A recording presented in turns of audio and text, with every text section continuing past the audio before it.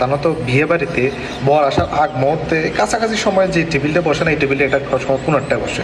তো হাতে কী করবো, একটু করে লেবুলা ফাটাবো, শশালা ফাটাবো, লবণ ফাটাবো, গ্লাস দুইতে ফাটাবো, মানে দুইটার বগি ছবি সব হাতের ভিতরে।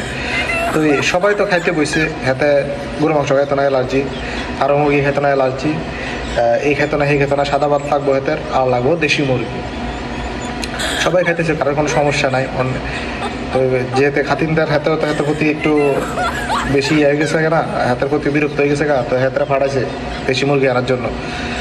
এই টাইমে ঢুকে গেছে বর, যাতে দেশি মুরগি লেগেছে হাতে ধরাই না, কিরকম হাতে হাতে বইয়ে থাকে, কারণ দেশি মুরগি না সব কিছুতে আগে ভাগে কইছে এই সমস্যা খাইতো না, ওটা না খাইয়া করে বইয়ে থাকে।